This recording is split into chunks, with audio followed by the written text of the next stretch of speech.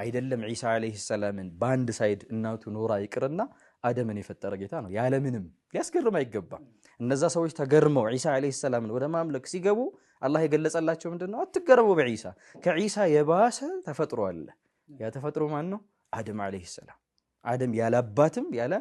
እናትም የተፈጠረው ማለት ነው ለዛ ትልቅ ተአምር መምጫ ሰበብ ነች ቁርአን ላይ ኢብነ መርየም ነው እንደው ዒሳ ኢብኑ መርየም አብሮ ከዒሳ ጋር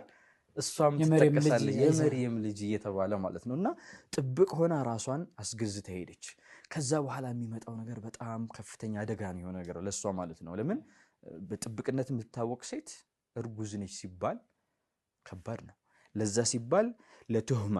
ይሄ በጣም ሴቶች መገንዘብ ያለባቸው ነገር ነው አንዲት ሴት በተቻለ መጠን በማህበረሰብ ውስጥ ስሟን ከሚያጎድፍ ነገር በጣም መራቅ መቻል አለበት ለዛ ሲባል ምንድነው ያደረገችው እርጉዝ ስለሆነች የተለየ ነገር ስለተከሰተ ማግባቷም የማይታወቅ ነው አላገባችም فحملته فانتبذت به مكانا قصيا እርጉዝ ሆና ራቅ ብላ ሌላ አካባቢ ነው ርቃ ሄደችው ማለት ነው ይሄንን የሚመጣው ነገር ከባድ ነው የሚመጣባት ስም ማጉደፍ ለዛ ነው እነዚህ ይሁዶች አላህ ያጥፋቸውና እነዚህ ይሁዶች ብዙ ፈሳድ የሚያደርጉት አካላት መርየምን አነውረዋታል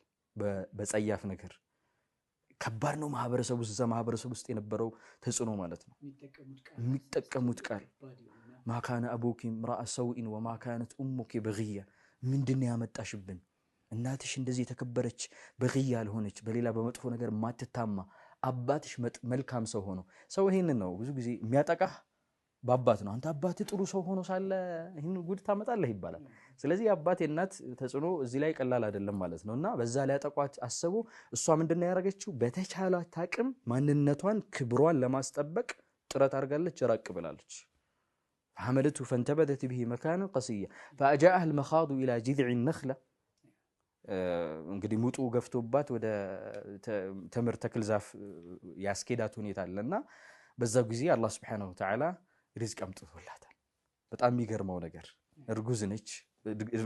እርዳታ ትፈልጋለች የመውለድ ጭንቁም ይኖራልና በዛ ሂደት ግን አላህ ከጎኗ ነው ግን ከጎኗ ማለት ሰበብ አታስገኝ ማለት አይደለም አላህ ከጎንህ ነው ሲባል መስራት አለብህ ዱዓ ማድረግ አለብህ ዱዓም ሰበብ ነው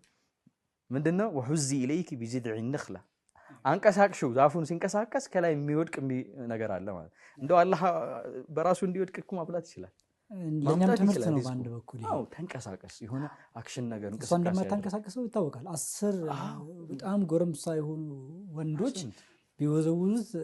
እንኳን ከላይ ማርገፍ ዛፉን ትንሽም ቢሆን አያንቀሳቀሱትም ማዕሩፍ ነው ግን ሰበቡን ማድረስ ነካርቲው وحزي اليك بجذع وكلي واشربي وقري عينا